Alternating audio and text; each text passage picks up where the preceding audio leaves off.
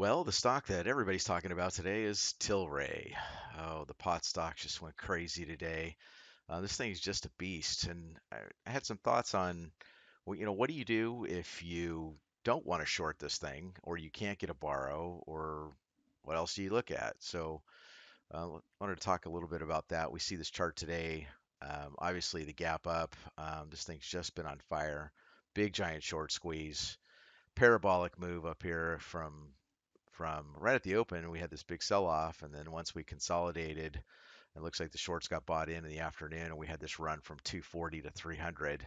I was saying on the Twitter feed, as far as it felt like musical chairs. It's like, when does the music stop, and do you have a seat when it stops? And we definitely had this gap down, or once the thing halted on this reversal, and then we were halt city all the way down here. I didn't trade it. I stayed away from it. It's kind of out of a little bit crazy. It's kind of reminiscent of stocks that traded in the 2000s. We had some big runners way back then, and so on this one, I stay away from it. The question is, what else do you look at? What else do you trade? So I really was focusing on a couple things. I was focusing on this crone, and I didn't have a borrow on this. I had a borrow pre-market. I didn't take it. I kind of looked at this on the long side, and I was being a buyer above this 1340 level. That was the high set a few days ago, and so I was kind of alongside. So I didn't really have borrow, but then later on I couldn't get a borrow. So when this thing, when Tilray rolled over, obviously Crone rolled over. The NBEV was hot today. That had that move from 330 to $5. That kind of rolled over. Canopy, CGC, look at that big rollover from 53 to 47. Even things like the GWPH, this thing pulled back from 160 to 151. So not having a borrow on Tilray, not wanting to short it, not having a borrow on Crone or NBEV because I didn't take it.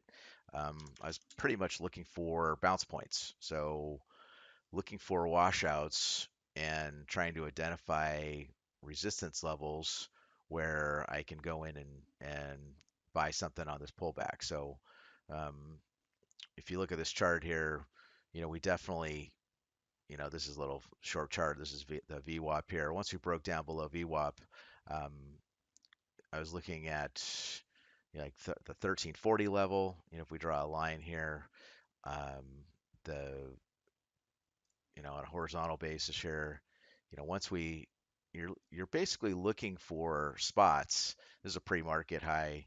This 1340, and that was the all-time high set before. So when they had this pullback from 1520, was a buyer down here at 1345 or so, looking for a test here, and then you got this bounce. Then when we tested it again, I made a stab at it here, looking for, I ended up only getting 10 or 15 cents out of it.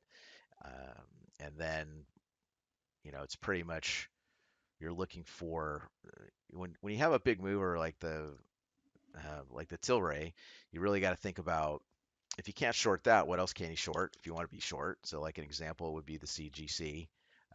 That was a big mover from 42 to 47, or from 52 to 47. And other than that, I was basically looking for long. So didn't buy the Tilray, didn't trade it. The only other big thing that I had that I really screwed up on was this Neo.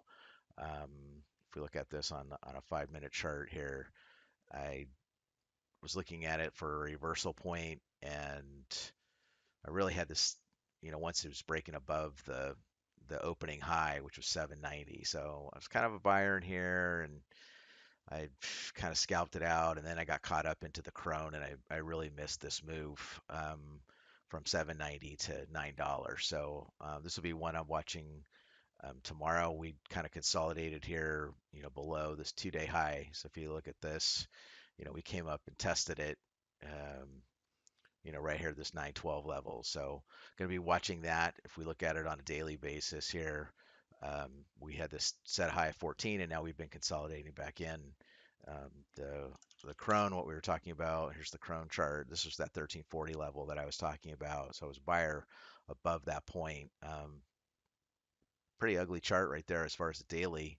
But we're still in the uptrend, so we'll see if this low holds tomorrow and see if we can consolidate out of this. The TLRY, again, big reversal chart. That 300 level should stick for a while. Um, and really, honestly, I just stay away from that stuff. You're just kind of guessing at it. You're grabbing at it. I mean, some of these, I had some alerts on it. I had, for instance, right at the open, I have this oversold alert on trade ideas, and it was giving me an alert down here at this 180 level. Actually, if we look at it on a 2 minute chart, let's see here. The Yeah, it was right here. It was flashing like this 180, and I just didn't buy it. 180, 182, and you see here, we kind of tested this VWAP on this flash. On this bounce. I mean, you probably could have bought the VWAP at 228. That was a big move there. It's just not my style of trading. To take a guess, I don't really, try to avoid getting run over by points. So I kind of look for the easier trade, which can, go back to, trading the crone for me. Again, buying VWAP here, bought VWAP here, had a little sketchiness because it didn't really recover, but we held the low, so I kind of got out of here to flat, and here was a test. And then here I decided not to buy VWAP just because it just felt like everything was rolling over pretty hard. So I was looking for another level, and that's where I was coming into that that previous high, that big level of 1340. So kind of bought that, and that was about it. So a good day. Made money today, and it was less stressful, than watching the Tilray trade. That thing was a beast. So remember, sometimes you don't have to trade, and the big thing about staying in this game for so long is preserving capital. So you just need to try to keep your capital and look for your spots and make sure that you don't blow up. Live to play another day. So that's it. Hope you guys had a good day. Hope everybody made money out there. Definitely going to be interesting and see how these things trade going forward. So that's it. Take care.